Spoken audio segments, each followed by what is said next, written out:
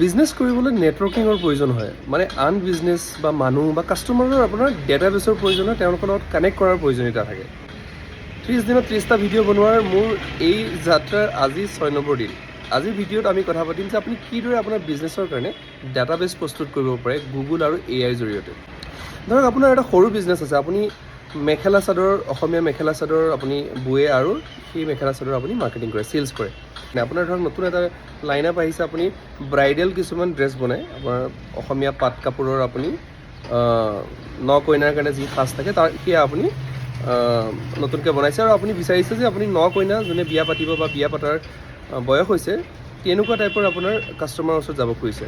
আৰু আপুনি তাৰ কাৰণে কিছুমান ভেণ্ডৰৰ লগত আপুনি পাৰ্টনাৰশ্বিপ কৰিব পাৰে য'ত ধৰক আপুনি মেকআপ আৰ্টিষ্ট বা আপোনাৰ ফটোগ্ৰাফাৰ কেটাৰিং এনেকুৱা ছাৰ্ভিচ প্ৰভাইডাৰৰ লগত আপুনি পাৰ্টনাৰশ্বিপ কৰিব পাৰে তেওঁলোকৰ বিজনেছ এষ্টাব্লিছমেণ্ট বিজনেছ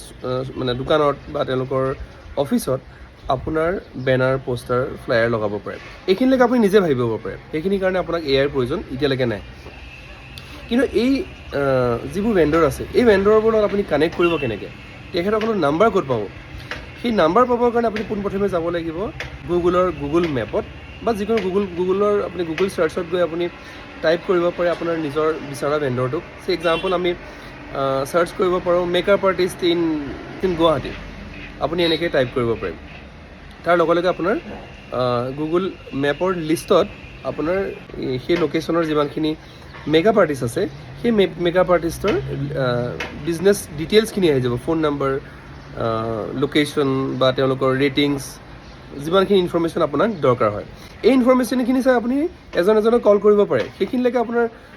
গুগলৰ জৰিয়তে হয় এতিয়ালৈকে আপোনাক ইয়াৰ প্ৰয়োজন হোৱা নাই কিন্তু আপুনি ভাবিব পাৰে যে এই ইনফৰ্মেশ্যনখিনি যদি আপোনাৰ এখন এক্সেল শ্বীটত হ'লহেঁতেন বা এখন গুগল স্প্ৰেডশ্বীটত হ'লহেঁতেন যাতে আপুনি সেইটো যিকোনো জেগাৰ পৰা ট্ৰেক কৰিব পাৰে আৰু আপোনাৰ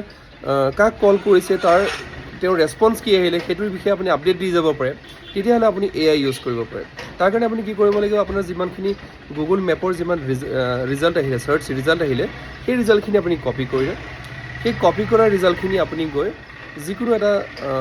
চেট বেছড আপোনাৰ টেক্সট বেছড আপোনাৰ এআই টুলত বা এআই এপ্লিকেশ্যনত গৈ আপুনি পেষ্ট কৰি দিলে আৰু দি পেলাই আপুনি এটা সৰু প্ৰম্পট লিখিলে যে মোক এই ডাটাখিনি এটা টেবুলাৰ ফৰ্মেটত লাগে আৰু এটা CSV বা আপোনাৰ মাইক্ৰ'ছফ্ট এক্সেল ফৰ্মেটত লাগে বা স্প্ৰেডশ্বীট ফৰ্মেটত লাগে তেতিয়াহ'লে অলপ সময়ৰ ভিতৰতে অতি কম সময়ৰ ভিতৰতে ইনফেক্ট 1-2 মিনিটৰ ভিতৰতে আপোনাৰ এই গোটেই ডাটাখিনি এখন স্প্ৰেডশ্বীটত সেই এপটোৱে দিবলৈ সক্ষম হ'ব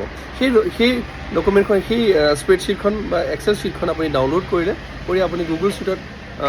শ্বীটত আপুনি আপলোড কৰি পেলাই আপুনি সেই গুগল শ্বীটখন আপুনি যিকোনো জেগাৰ পৰা যিকোনো ঠাইৰ পৰা আপুনি ট্ৰেক কৰিব পাৰে এই গোটেই প্ৰচেছটো যদি আপুনি ষ্টেপ বাই ষ্টেপ আপুনি হাতে চাব খুজিছে তেতিয়াহ'লে মোৰ এই ভিডিঅ'টোৰ কমেণ্টত ডেটা বুলি লিখি দিব মই এটা দীঘলীয়া ভিডিঅ' বনাবলৈ চেষ্টা কৰিম ধন্যবাদ